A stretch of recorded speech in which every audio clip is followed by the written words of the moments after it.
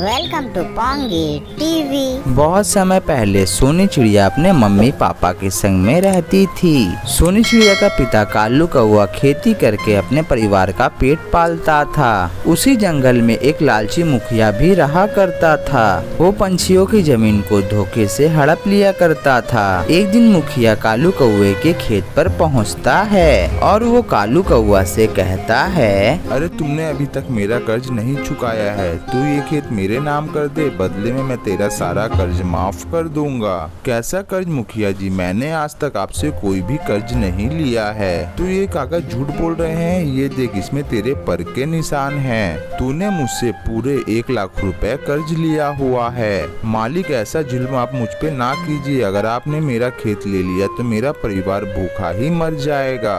देख कालू, अभी तक तो मैं तुझे प्यार से समझा रहा हूँ, समझ जा, नहीं तो मेरे बंदे आएंगे और तुझे यहीं पर मारकर गाड़ देंगे। अब चल भाग यहाँ से, ये खेत अब मेरा हो चुका है। मालिक ऐसा पाप मत करो, मेरे छोटे छोटे बच्चे हैं, वो तो ऐसे ही मर जाएंगे। वो बदमाश मुखिया कालू कौआ की एक भी बात नहीं सुनता है और उसे उसके खेत से भगा देता है। बेचारा कालू कौआ दुखी मन से अपने घर पहुंच जाता है। क्या हुआ पापा, आज आप बहुत ज्यादा थके थके दिखाई दे रहे हो। आपकी तबीयत तो ठीक है ना?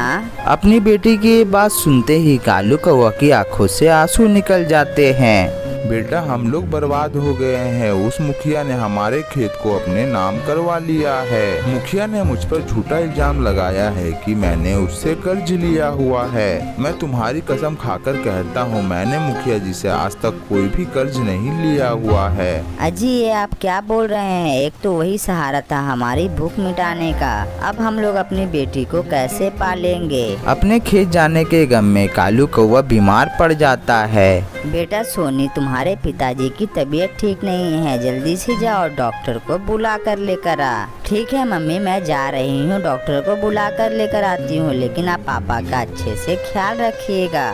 ठीक है बेटी, तू पापा का टेंशन मत ले, जल्दी से जा और डॉक्टर को बुला कर लेकर आ। उसके बाद सोनी चिड़िया डॉक्टर को बुलाने के लिए घर से निकल जाती है, लेकिन सोनी चिड़िया देखती है कि रास्ते में एक कबूतरी घायल पड़ी हुई है और जोर जोर से चिल्ला रही है। अरे कोई है, मुझे बचा लो, मुझे बहुत जोरों की प्यास लगी है, मुझे पानी पिला दो। ये लो आंटी, पानी पी लो। और आपकी हालत ऐसे किसने की? आप तो बहुत ज्यादा घायल हो। फिर सोनी चिड़िया घायल कबूतरी को पानी पिलाती है। बेटी, मुझे एक जंगली जानवर ने अपना शिकार बनाना चाहा, बड़ी मुश्किल से मैं झाड़ियों में छुप गई थी, बड़ी मुश्किल से मैंने उससे अपनी जान बचाई। बेटी, कुछ दूरी पर ही मेरा घर है, जल्दी से मुझे मेरे घर पे पहुंचा दो, वरना मैं यहाँ मर जाऊंगी। फिर सोनी चिड़िया उस घायल कबूतरी को उसके घर तक पहुंचा देती है। आंटी, अब आप आराम करो, मेरे पिताजी बीमार है, मैं उनके लिए डॉक्टर को बुलाने जा रही हूँ और आते समय मैं आपके लिए भी दवाइयाँ लेते हुए आऊंगी। बेटी, मैं तुमसे बहुत ज्यादा खुश हूँ, तूने पानी पिलाकर मेरी जान बचाई है। ये ले पोटली, इस पोटली में लीची के जादुई बीज हैं, इसे ले जाकर अपने घर के आंगन में बो देना। ये लीची की जादुई बीज है, एक ही रात में फसल पूरी तैयार हो जाएगी। लेकिन एक बात याद रखना, इस बीज को रात में ही बोना, जब सभी लोग सो रहे होंगे। उसके बाद जब सभी लोग सो जाते हैं तो रात में सोनी चिड़िया अपने आंगन में उस जादुई बीज को बो देती है। अगले ही दिन सोनी चिड़िया का लीची का पेड़ बहुत बड़ा हो जाता है। सोनी चिड़िया खुशी से अपने माँ बाप को बुलाती है और अपने जादुई पेड़ को दिखाती है। मम्मी, पिताजी, जल्दी से यहाँ पर आइए, आपको मुझे कुछ जरूरी चीज दिखाना है। फिर सोनी चिड़िया का माता पिता दौड़े दौड़े वहाँ पर आते हैं। फिर कालू कौआ जब लीची का पेड़ देखता है तो उसकी बीमारी वहीं पर खत्म हो जाती है, वो बिल्कुल ठीक हो जाता है। कालू कौआ खुशी के मारे उछल पड़ता है। ये क्या है सोनी, आज से पहले मैंने ऐसा पेड़ कभी नहीं देखा है। तुमने कब यहाँ पर लीची का बीज बोया? फिर सोनी चिड़िया अपने पिताजी को सारी बात बताती है।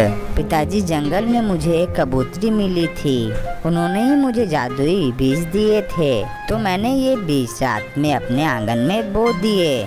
उसके बाद सोनी चिड़िया और उसके मम्मी पापा मिलकर सारे लीचू को तोड़ लेते हैं और फिर बाजार में अच्छे दामों पर उसे बेच भी देते हैं। देखते ही देखते उनके पास बहुत ज्यादा पैसा इकट्ठा हो जाता है। इसी तरह कालू कौआ जादुई लीची की खेती करके अपने अपने परिवार के साथ खुशी खुशी रहने लगता है। और ये सुंदर सी कहानी यहीं पर समाप्त हो जाती है।